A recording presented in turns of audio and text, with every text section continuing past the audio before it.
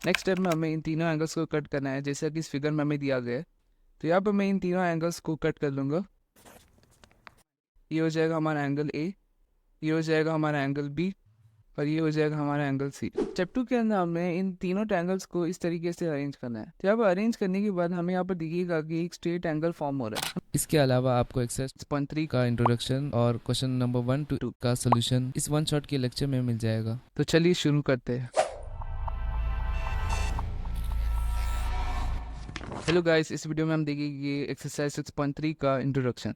हमारा पहला टॉपिक है angle sum property of a triangle. यहाँ पर हमें दिया गया है this property states that sum of all the angles of a triangle is 180 degrees. किसी भी ट्रायंगल के अंदर अगर हम लोग तीनों एंगल्स को ऐड करेंगे तो उसका सम होना चाहिए 180 डिग्रीज। जैसे कि यहाँ पर हमें एक ट्रायंगल ए बी सी दिया गया है। इसके अंदर तीन एंगल्स है। फर्स्ट एंगल है 50 डिग्री का, सेकंड है 60 डिग्री का, और थर्ड है 70 डिग्री का। यहाँ पर हम उन तीनों एंगल्स को ऐड कर रहे हैं तो हमें सम मिल रहा है 180 डिग्रीज। यहाँ पर हमें दिया गया we can prove this property using both activities and general method. इस वीडियो के अंदर हम लोग इस प्रॉपर्टी को एक्टिविटीज और जनरल मेथड दोनों के जरिए प्रूव करेंगे।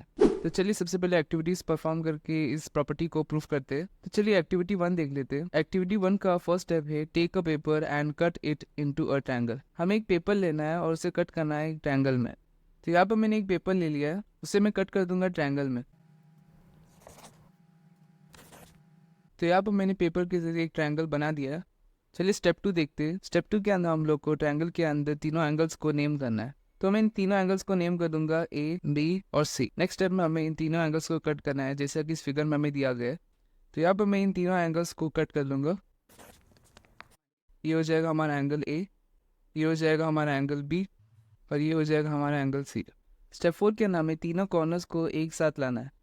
तो यहाँ पर ये आ जाएगा कॉर्नर ए, ये आ जाएगा कॉर्नर बी, और ये आ जाएगा कॉर्नर सी। यहाँ पर इन तीनों कॉर्नर्स को ज्वाइन करने के बाद आपको क्लियरली दिख रहा है कि एक स्ट्रेट एंगल फॉर्म हो रहा है। इसका मतलब हम लोग कह सकते हैं कि angle A plus B plus C equal to हो जाएगा 180 डिग्रीज के।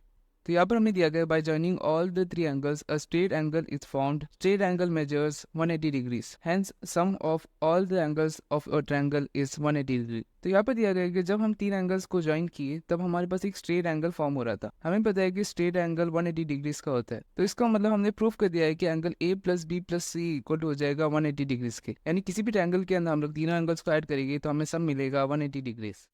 चलिए एक्टिविटी 2 देखते हैं। इस एक्टिविटी का फर्स्ट स्टेप है take 3 copies of a triangle let's say A B C. तो यहाँ पर फर्स्ट स्टेप के अंदर हम लोग ट्रायंगल ए बी सी की 3 कॉपीज लेंगे। तो यहाँ पर मैंने 3 कॉपीज ले लिया है, 1 2 और 3। इन तीनों ट्रायंगल्स के अंदर हमें एंगल 1 2 और 3 दिखाई देंगे। फर्स्ट ट्रायंगल का एंगल 1 इक्वल होगा सेकंड और थर्ड ट्रायंगल के एंगल 1 के। उसी तरीके से फर्स्ट ट्रायंगल का एंगल 2 इक्वल होगा सेकंड और थर्ड ट्रायंगल के एंगल 2 के, और फर्स्ट ट्रायंगल का एंगल 3 भी इक्वल होगा सेकंड और थर्ड ट्रायंगल के एंगल 3 की। तो यहाँ पर स्टेप 2 में हमें दिया गया arrange the triangles as below. Step 2 के अंदर हमें इन तीनों ट्रायंगल्स को इस तरीके से अरेंज करना है। तो यहाँ पर अरेंज करने के बाद हमें यहाँ पर दिखेगा कि एक स्ट्रेट एंगल फॉर्म हो रहा है। हमें पता है कि स्ट्रेट एंगल का मेजर होता है 180 डिग्रीज। हमें पता है कि सेकंड ट्रायंगल का एंगल 1 इक्वल है फर्स्ट ट्रायंगल के एंगल 1 के। उसी तरीके से थर्ड ट्रायंगल का एंगल 2 इक्वल है फर्स्ट ट्रायंगल के एंगल 2 के। तो यहाँ पर एंगल 1 और एंगल 2 फर्स्ट ट्रायंगल के एंगल 1 और 2 को ही रिप्रेजेंट कर रहे हैं। तो एक्टिविटी 2 के अंदर भी हमने प्रूफ कर दिया है कि किसी भी ट्रायंगल के 3 एंगल्स को ऐड करने के बाद हमें सम मिलता है 180 डिग्रीज।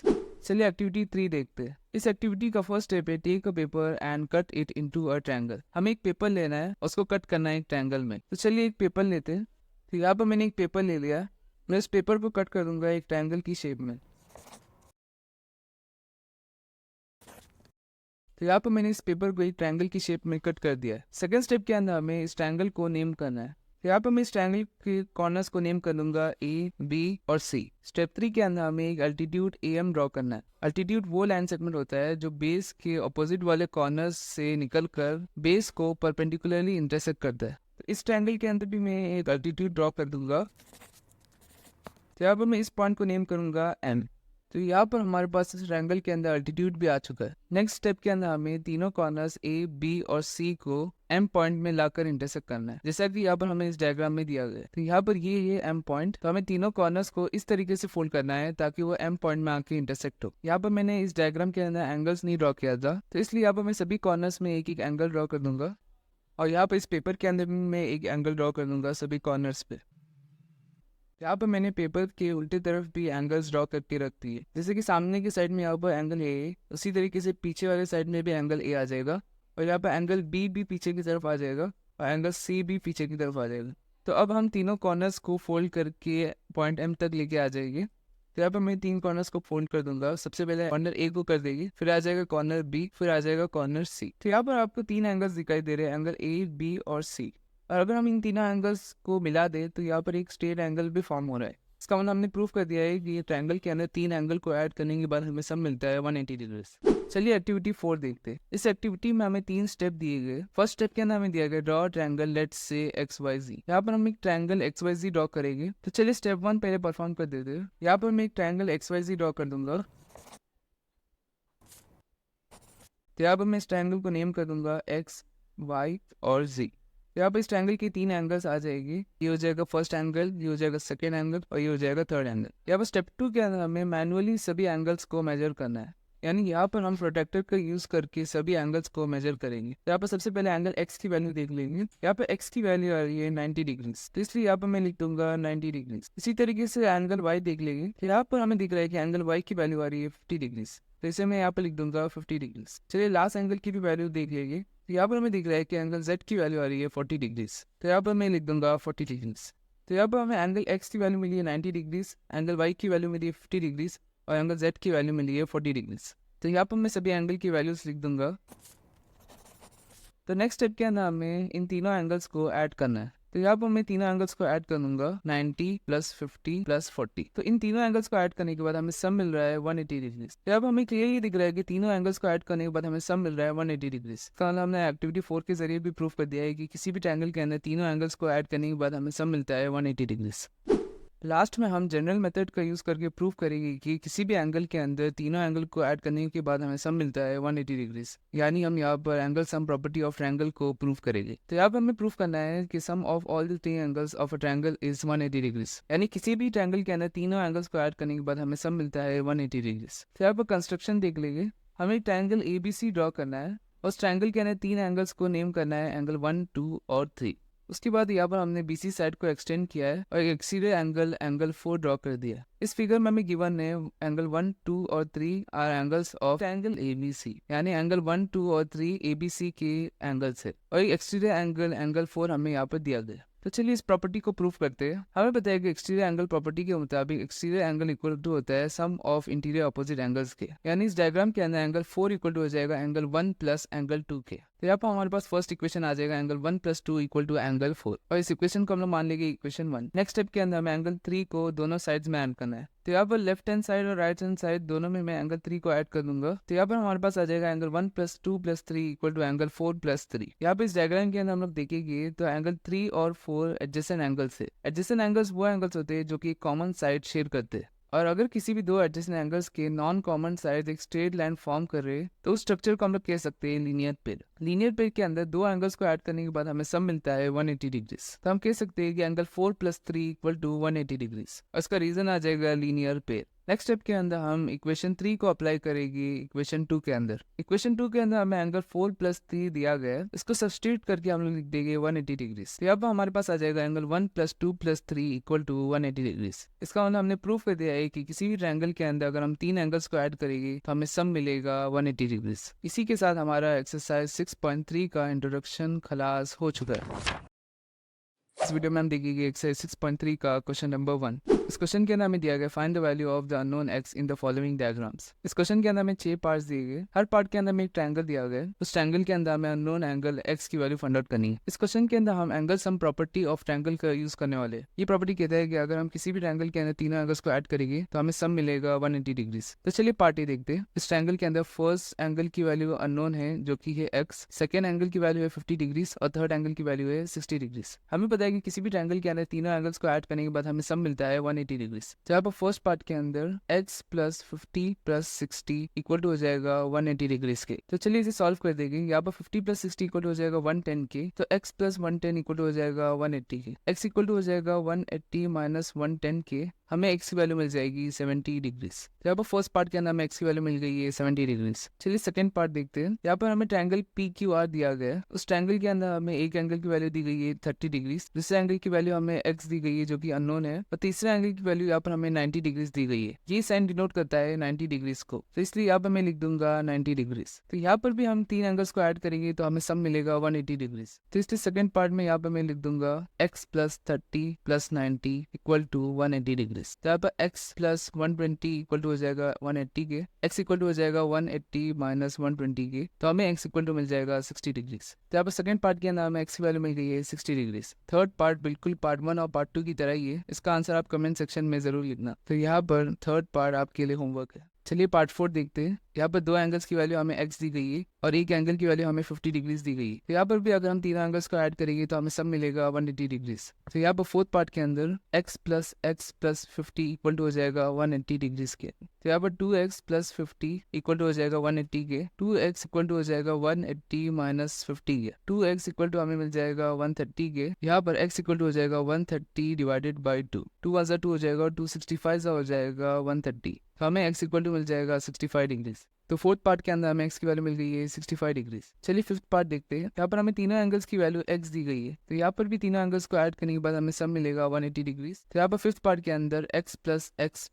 x इक्वल टू हो जाएगा 180 डिग्रीज के, तो 3x इक्वल टू हो जाएगा 180 के, x इक्वल टू हो जाएगा 180 डिवाइडेड बाई 3 के, 3 + 3 हो जाएगा, 360 हो जाएगा 180, तो हमें x इक्वल टू मिल जाएगा 60 डिग्रीज। तो यहाँ पर फिफ्थ पार्ट में हमें x की वैल्यू मिल गई है 60 डिग्रीज। तो इस ट्रायंगल के अंदर सभी एंगल की वैल्यू हो जाएगी 60 डिग्रीज, और ऐसा ट्रायंगल जिसमें सभी एंगल्स की वैल्यू 60 डिग्रीज होती है उसे हम कहते हैं इक्विलैटरल ट्रायंगल। तो चलिए लास्ट पार्ट देख लेते हैं। इस पार्ट में हमें एक एंगल की वैल्यू x दी गई है, दूसरा एंगल की वैल्यू 2x दी गई है, और तीसरा एंगल की वैल्यू दी गई है 90 डिग्रीज। यहाँ पर सिक्स्थ पार्ट के अंदर x plus 2x plus 90 equal to हो जाएगा 180 के, 3x प्लस 90 इक्वल टू हो जाएगा 180 के, 3x इक्वल टू हो जाएगा 180 माइनस 90 के। यहाँ पर 180 माइनस 90 इक्वल टू हो जाएगा 90 के, तो हमें 3x इक्वल टू मिल जाएगा 90, x इक्वल टू हो जाएगा 90 डिवाइडेड बाई 3, 3 + 3 हो जाएगा, 330 हो जाएगा 90, तो हमें x की वैल्यू मिल जाएगी 30 डिग्रीज। तो यहाँ पर लास्ट पार्ट में हमें x की वैल्यू मिल गई है 30 डिग्रीज। तो हमारा क्वेश्चन नंबर 1 कंप्लीट हो चुका है। इस वीडियो में हम देखेंगे एक्सरसाइज 6.3 का क्वेश्चन नंबर 2। इस क्वेश्चन में हमें दिया गया find the values of the unknowns x and y in the following diagrams. इस क्वेश्चन के अंदर हमें 6 पार्ट्स दिए गए, हर पार्ट के अंदर हमें एक डायग्राम दिया गया, उस डायग्राम के अंदर हमें x और y की वैल्यू फाइंड आउट करनी है। चलिए पार्टी देखते हैं। पार्टी के अंदर हमें एक ट्रायंगल दिया गया है, उस ट्रायंगल की बेस को यहाँ पर एक्सटेंड किया गया है, और यहाँ पे एक एक्सटीरियर एंगल 120 डिग्रीज फॉर्म हो रहा है, और यहाँ पर इस ट्रायंगल के अंदर तीन एंगल्स है, एंगल x, y और एंगल 50 डिग्रीज। तो यहाँ पर हमें x और y की वैल्यू फाइंड आउट करनी है। हमें पता है कि एक्सटीरियर एंगल प्रॉपर्टी के मुताबिक एक्सटीरियर एंगल इक्वल टू होता है सम ऑफ इंटीरियर ऑपोजिट एंगल्स के। तो यहाँ पर 120 डिग्रीज एक एक्सटीरियर एंगल है और x और 50 इंटीरियर ऑपोजिट एंगल्स है। तो अगर हम इंटीरियर ऑपोजिट एंगल्स को ऐड करेंगे तो वो इक्वल टू हो जाएगा एक्सटीरियर एंगल के। तो यहाँ पर फर्स्ट पार्ट के अंदर हमारे पास आ जाएगा x प्लस 50 इक्वल टू 120, उसका रीजन आ जाएगा एक्सटीरियर एंगल प्रॉपर्टी। तो यहाँ पर इस इक्वेशन को यूज करके हम x की वैल्यू फाइंड आउट कर सकते हैं। तो यहाँ पर हमारे पास आ जाएगा x इक्वल टू 120 माइनस 50, हमें x इक्वल टू मिल जाएगा 70 डिग्रीज। तो यहाँ पर हमें x की वैल्यू मिल चुकी है 70 डिग्रीज।